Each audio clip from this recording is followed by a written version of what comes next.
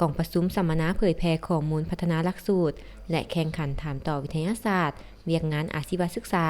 ได้มีขึ้นในวันที่29พฤษภาคม2025ที่สโมสรมหาวิทยาลัยแห่งชาติภายใต้การเป็นประธานของสหายปริญญาเอกตุดาวันนองเมืองเศรษฐคณะประจำภาคกระทรวงหัวหน้ากลุ่มจัดตั้งและพนักงานคณะรับผิดชอบกักเกียมและดำเนินกล่องประชุมใหญ่ครั้งที่10องค์คณะภาคกระทรวงศึกษาธิการและกีฬามีสหายของศาสตราจารย์ปริญญาเอกบุญสิงห์คำมุนตรีกรรมการคณะประจำภาคกระทรวงผู้อำนวยการสถาบันพัฒนาอาชีวศึกษาทั้งเป็นห้องอนุกรรมการโฆษณาและขบวนการมีคณะอนุกรรมการผู้รับผิดชอบเวียกงานเกี่ยวข้องคณะอำนวยการและนักศึกษาจากวิทยาลัยอาชีวศึกษา8แห่งในนครหลวงเวียงจันทน์เข้าร่วมอย่างเป็นขบวนฟื้นกล่องประชุมสัมมนาเผยแพร่ข้อมูลพัฒนาหลักสูตรและแข่งขันถามตอบวิทยาศาสตร์เวียกงานอาชีวศึกษาครั้งนี้เป็นหนึ่งในกิจกรรมสร้างขบวนการคำนำรับต้อนกล่องประชุมใหญ่ครั้งที่10ขององค์คณะภาคกระทรวงศึกษาธิการและกีฬา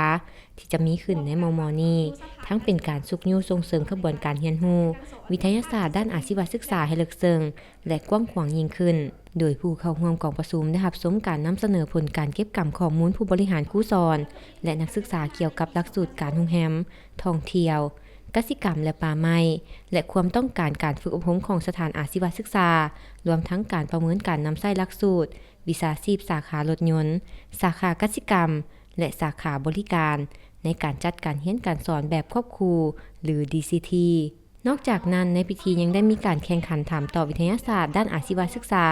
โดยมีนักศึกษาเข้าร่วมแข่งขันทั้งหมด8ทีมจาก8วิทยาลัยเทคนิควิชาชีพในนครหลวงเวียงจันทน์ผ่านการแข่งขัน3รอบ8ทีมรอบ6ทีมและคัดเลือกเอารอบ3ทีมสุดท้ายผลปรากฏว่าวิทยาลัยเทคนิควิชาชีพการรถไฟ2สามารถญาได้รางวัลชนะเลิศอันดับที่1ได้รับเงินรางวัล 1,500,000 กีบอันดับที่2วิทยาลัยเทคนิคปากประซักได้รับเงินรางวัล1ล้านกีบและอันดับที่3ตกเป็นของวิทยาลัยเทคนิควิชาชีพการรถไฟ1ได้รับเงินรางวัล 500,000 กีบและรางวัลชมเชยทีมละ 300,000 กีบ